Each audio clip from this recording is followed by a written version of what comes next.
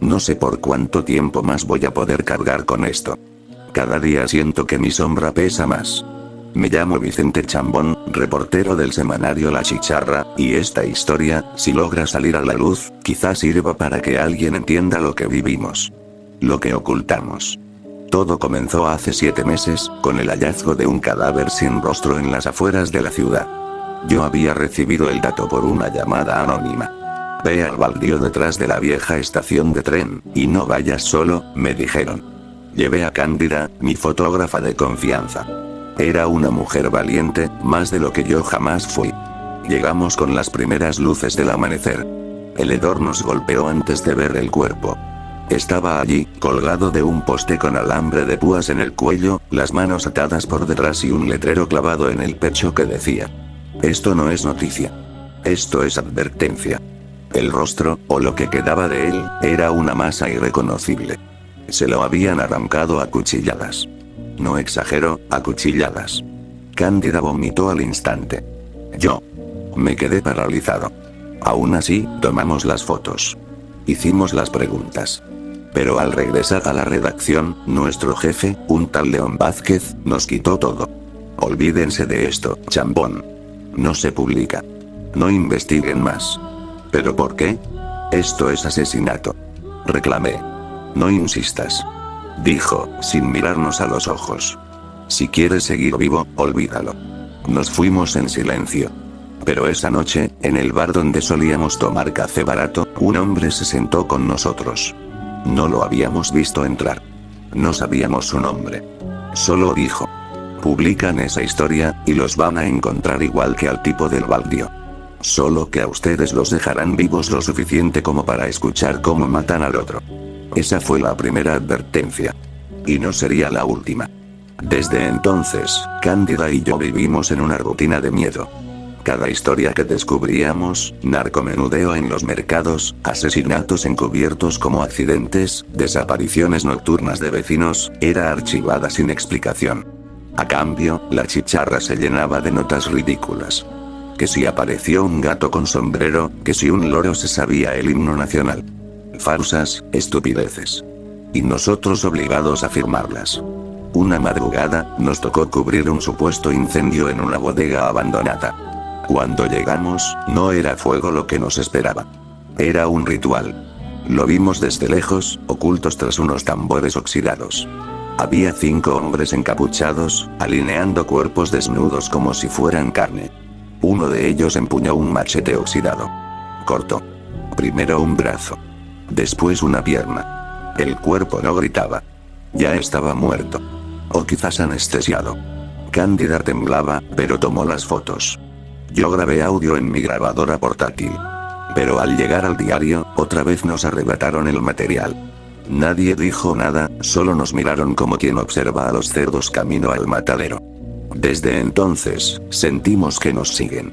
Que alguien entra a nuestros departamentos cuando no estamos. Que nuestros teléfonos ya no nos pertenecen. A veces, recibimos sobres sin remitente. Dentro hay uñas humanas. O dientes. Cándida no duerme. Yo escribo esto mientras oigo pasos en la escalera, aunque vivo en un 5.º piso sin ascensor. Hemos visto demasiado. Sabemos demasiado. Pero ya no puedo seguir fingiendo que escribo notas sobre perritos bailarines mientras veo cabezas decapitadas flotando en bolsas negras por el canal. Y lo peor es que La Chicharra ya no es solo un periódico. Es un tumor. Y nosotros, sus cómplices. Pero no por mucho tiempo más. A los pocos días del ritual en la bodega, Cándida y yo empezamos a ver las cosas aún más claras. La Chicharra no solo recibía órdenes de algún ente externo. Era parte del monstruo. Una tarde, mientras fingía escribir un artículo sobre la historia de los pasteles de nata, vi un sobre manila encima de mi escritorio. No tenía remitente. Adentro, había una fotografía impresa en blanco y negro. Era yo, durmiendo en mi cama, con Cándida en un colchón en el suelo. Esa foto jamás la tomé. Nadie podía haber entrado. Nadie. Excepto ellos. Le mostré la foto a Cándida esa misma noche, cuando fuimos a refugiarnos en su departamento. Ella no se sorprendió. Abrió su closet y me mostró una caja de zapatos con más de 20 sobres similares. Fotos nuestras.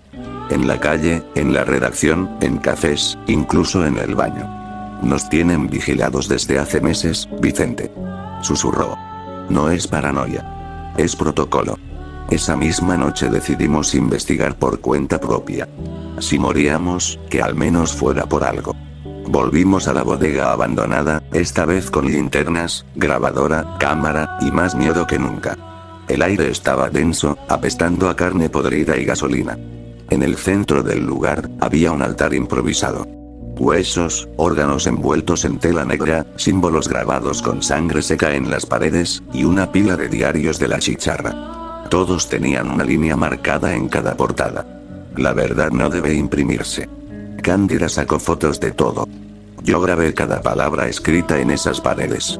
Una decía: los que informan morirán en la ignorancia. Y entonces sonó un clic metálico detrás de nosotros. Bajen las cámaras, dijo una voz ronca, profunda. Nos giramos. 3 figuras con pasamontañas. Una apuntaba con una escopeta. Otra tenía una linterna de mano. La tercera sostenía un machete. Se les advirtió muchas veces: solo queremos saber quiénes son. Intenté razonar. ¿Quiénes somos? Somos los editores del miedo, Chambón. Los correctores del caos. Uno de ellos levantó una bolsa.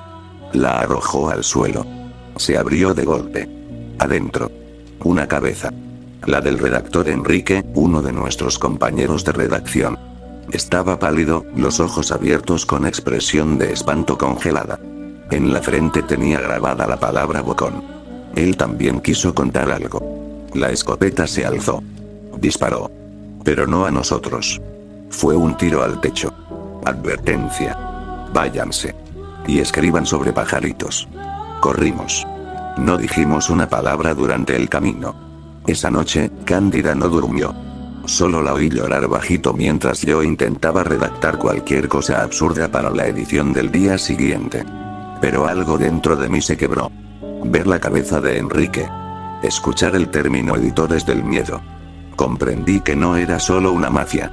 Era una maquinaria vieja, oxidada y cruel, que trabajaba con tinta y carne por igual. A la semana siguiente, Cándida recibió un sobre con su nombre. Dentro, un dedo. Con un anillo igual al que usaba su hermana, desaparecida desde el año pasado. Esto ya no es solo trabajo, Vicente. Esto es infierno. Me dijo entre lágrimas. Nos miramos. No lo dijimos en voz alta, pero ambos entendimos. Había que hacer algo. Aunque costara todo. Y así comenzamos a preparar el reportaje definitivo. Uno que revelaría nombres, fechas, lugares. Y sangre. Mucha sangre. Aunque sabíamos que no saldríamos vivos.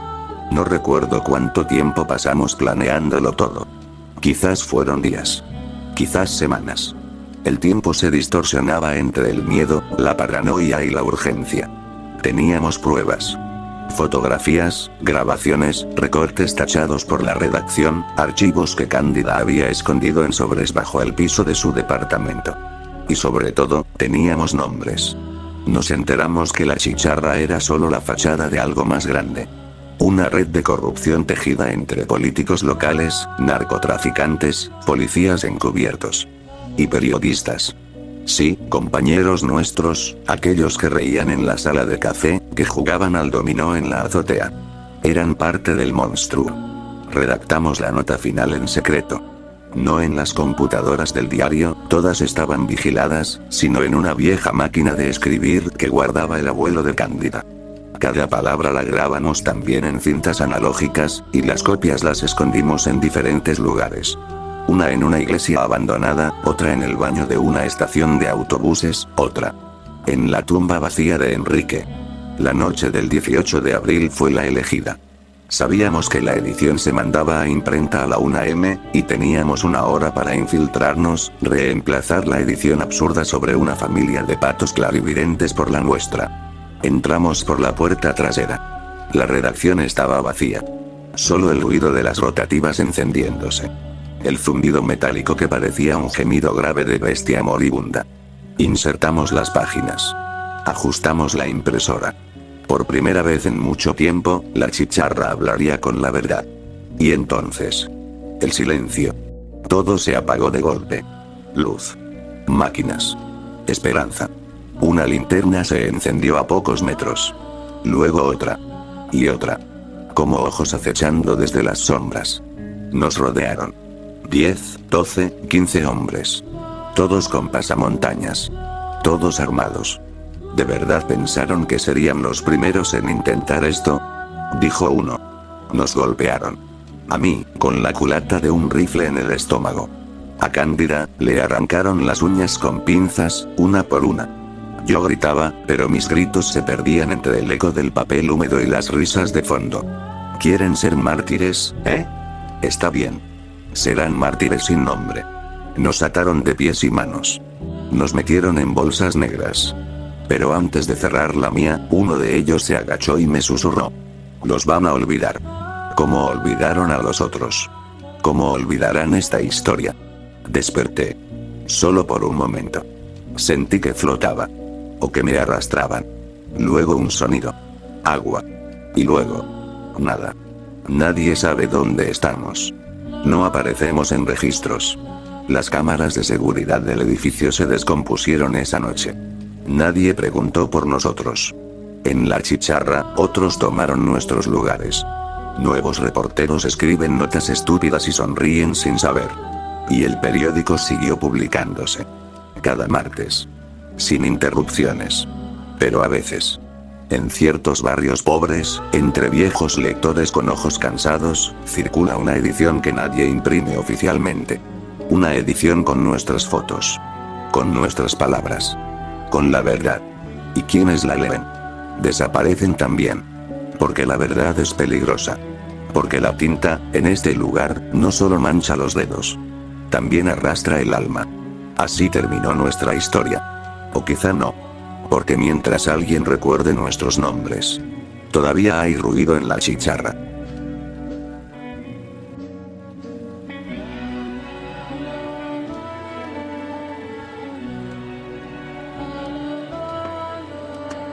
¡Toma! No te doy otra nomás porque presta para que te salga.